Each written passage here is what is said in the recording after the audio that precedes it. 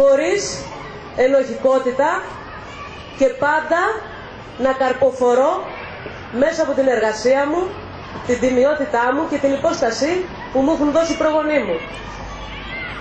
Απέναντι στον ευρωκεντρισμό που έχουμε ζήσει τα τελευταία χρόνια σε μια Ενωμένη Ευρώπη, χουντική θα έλεγα, απόλυτη και καταλυτική, βιώνουμε μια γενοκτονία, βιώνουμε την αφάνιση του ελληνικού έθνους και της πατρίδας μας, χωρίς να μπορούμε να αντιληφθούμε το κακό που γίνεται σήμερα. Σε κάποια χρόνια οι Έλληνες θα είμαστε μειονότητα στην ίδια μας την πατρίδα. Πρέπει να ορίσουμε τον εχθρό μας. Ποιος είναι ο εχθρός? Αν ρωτήσουμε τον κάθε ένα από εμάς, ο καθένας έχει διαφορετικό εχθρό. Συγγνώμη, ναι. Κάποιοι έχουν τον κύριο Σαμαρά, κάποιος έχει τον κύριο Βενιζέλο, κάποιος έχει κάποιον άλλον. Ουσιαστικά ο εχθρός είναι ένας. Είναι το παγκόσμιο κεφάλαιο, είναι η παγκοσμιοποίηση, είναι η νέα τάξη πραγμάτων. Με αιχμή του δώρατος στη γερμανική ηγεμονία. Τζορτζ Σόρος, πολυχωρεμένο όνομα, αλλά είναι ο κύριος που εμφανίζεται μπροστάρης σε οτιδήποτε έχει να κάνει με τον αφανισμό της Ελλάδας, όχι μόνο οικονομικά, αλλά και σαν φύση και ύλη. Υπάρχει πρόβλημα λοιπόν με τους Έλληνες, υπάρχει ο παγκόσμιος σιωνισμός που θέλει να μας αφανίσει για πολλούς λόγους. Είμαστε το κέντρο όλων των κατασταλτικών παραγόντων παγκοσμίου φύσεως. Δεν είναι απλά εντός της επικράτειας ότι απλά βιώνουμε μια κρίση οικονομική η οποία συμβαίνει, ας πούμε, Πορτογαλία, Ισπανία κτλ. Είναι συντονισμένη προσπάθεια αφανισμού της ελληνικής γλώσσας, της ελληνικής υπόστασης ως ομόθρησκο, ομοαίματο και ομόγλωσσο. Θέλουν να μας κάνουν ένα μείγμα από κουφάλια οι οποίοι σέρνονται και απλά υπάρχουν για να υπηρετούν με τον τρόπο τους το παγκόσμιο σύστημα. Αυτό δεν πρέπει να περάσει. Ως τελευταία σπίδα πριν ανεβούμε στα βουνά, θεωρώ ότι πρέπει να είναι η ενότητα. Δεν μας χωρίζει τίποτα. Είμαστε όλοι Έλληνες, δεν έχουμε χρώματα. Εγώ είμαι Ελληνίδα. Δεν κατατάσσουμε πουθενά. Το χρώμα μου είναι το μπλε και το άσπρο. Ο ουρανός και η θάλασσα. Το μήνυμά μου είναι η ένωση, η αδελφοσύνη, να θυμηθούμε πώς οι πρόγονείς μας κατάφεραν να διώξουν τους Ναζί, πώς καταφέραμε να διώξουμε τους Τούρκους, πώς κάποιοι άνθρωποι, έστω και ένας, καταφέρανε να αποτελέσουν σημάδι στην ιστορία μας και πρότυπο ακόμα και σήμερα. Οι τρόποι είναι πάρα πολλοί, τους ανέφερε ο Γιώργος, συναγωνιστές. Αυτό που πρέπει να κάνουμε είναι να παρατάξουμε τον ελληνοκεντρισμό απέναντι στον ευρωπαϊσμό. Δυστυχώς ή ευτυχώς, το έθνος των Ελλήνων είναι μοναδικό στον κόσμο. Δεν είμαστε Αμερική, δεν έχουμε δημιουργηθεί από προσμίξεις, ούτε υπήρξαμε πάνω σε αίμα άλλων φυλών. Έχουμε τη δική μας ιστορία, αέναο πολιτισμό και πάρα πολλά πράγματα να αφήσουμε και στα παιδιά μας και στους αγέννητους νεκρούς. Δεν είμαστε μόνο εμείς. Ελλάδα δεν είμαστε μόνο εμείς. Δεν είμαστε μόνο εμείς οι οποίοι υπάρχουμε σήμερα. Είναι και αυτοί που θα έρθουν, είναι ο παγκόσμιος ελληνισμός, ο οικουμενικός ελληνισμός.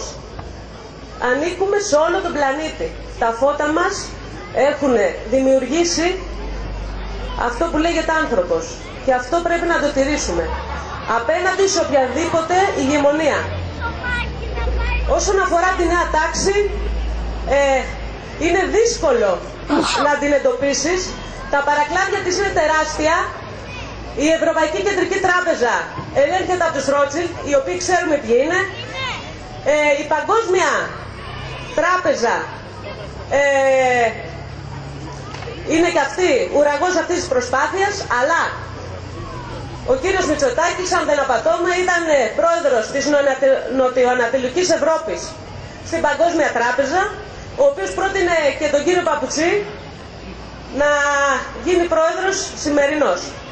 Όλοι ξέρουμε... Νομίζω ότι έχει το δικαίωμα, μας έχει δώσει καλό, μας έχει φορτώσει στο Σύνταγμα το 2011. Ακριβώς, δεχτήκαμε καταστολή, δολοφονική καταστολή, ήμασταν απροετοίμαστοι, δεν είχαμε δομές, κατεβήκαμε απλά ως Έλληνες, αλλά ήρθε ο καιρός που η διαπίστωση μάλλον, που έγινε διαμαρτυρία έχει αλλάξει. Αυτή τη στιγμή θα βρουν απέναντί τους ένα στρατό που ονομάζονται Έλληνες. Με πρόταγμα τα στήθη μας, όσο ρομαντικό και να ακούγεται αυτό, δεν έχουμε να χάσουμε τίποτα, μόνο να κερδίσουμε. Ενωτικά πάντα. Θεωρώ ότι η σύγχυση είναι το όπλο της νέας τάξης. Μας έχουν συγχύσει με τα νέα μέτρα, τρώμε τις παλιάρες τη μία μετά την άλλη και δυσκολευόμαστε να συγκεντρωθούμε στο πραγματικό εχθρό. Ο πραγματικός λοιπόν εχθρός είναι η νέα τάξη. Όσο γρήγορα το καταλάβουμε, τόσο πιο γρήγορα θα τελειώσουμε. Η νέα τάξη λοιπόν είναι απέναντί μας. Εμείς είμαστε εδώ, πρέπει να οριοθετήσουμε τις κινήσεις μας, τον τρόπο που θα αντισταθούμε και να οργανωθούμε όλοι σε κοινό μέτωπο. Δεν ξέρω ο καθένας που πρόσκειται καλύτερα, που αισθάνεται καλύτερα, που νομίζει ότι μπορεί να προσφέρει καλύτερα. Εμείς απλοί πολίτες δημιουργήσαμε τις προϋποθέσεις για οποιονδήποτε ενδιαφέρεται να σταθεί δίπλα μας και να το προχωρήσουμε όλοι μαζί. Κινηματικά, ελληνικά και πάνω απ' όλα με ενότητα. Αυτό είναι το δικό μου μήνυμα. Ευχαριστώ πολύ. Ευχαριστούμε την έκθεση.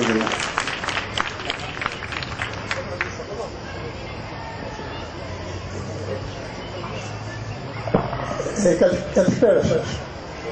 Τουρναβίτης λέγομαι. Είμαι μεταλλιολόγος μηχανικός.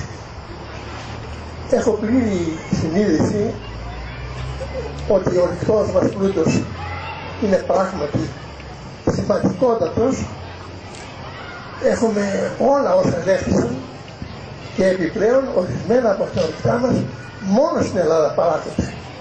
Όπως το νικέλιο, το οποίο έχει τεράστια οικονομική σημασία για τους ειδικούς χάλιβες.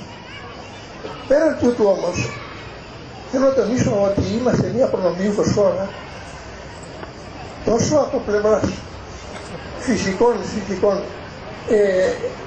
ο ήλιος, άνθρωπος, η οικονομική δυνατότητα να εκμεταλλευτούμε την ενέργεια, η οποία είτε προέρχεται από τα ορυκτά, είτε από τον ήλιο, είναι γεγονότα τα οποία έχουν προσελκύσει το ενδιαφέρον του διεθνούς ενδιαφέροντος και των δανειστών μας, θα έλεγα, γιατί αυτός είναι ο στόχος τους, να καταλάβουν όλους τους πλουτοπαραγωγικούς μας πόρους κάποια στιγμή με τη μεθόδευση την οποία έχουν ξεκινήσει, η οποία είναι προγραμματισμένη με λεπτομέρειες και οδηγούν τη χώρα μας σε εκτόχευση εντός χρόνου, εάν δεν ληφθούν εκ μέρους μας αντιδράσεις ανάλογες, ή είναι προγραμματισμένη η εκτόχευσή μας εντός χρόνου όχι πολύ μακρινού.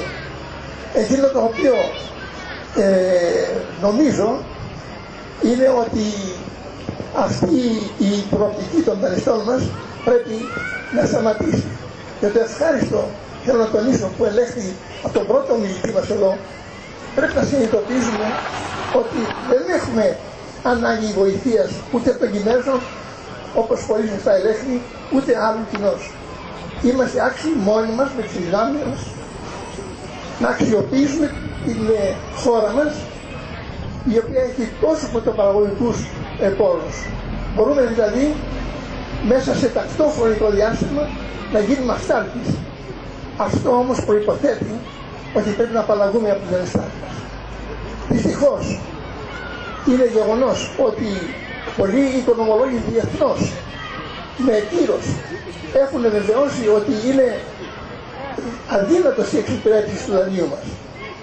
Οδηγεί λοιπόν μοιραίως στην πτώχευση. Εάν δεν λάβουμε μέτρα, εγώ πιστεύω ότι αν έπρεπε τελικά να διαπιστωθεί η αδυναμία να εξυπηρετεί το δάνειο, ένας δρόμος υπάρχει. Θα κυνηγηθεί η στάση πληρωμών.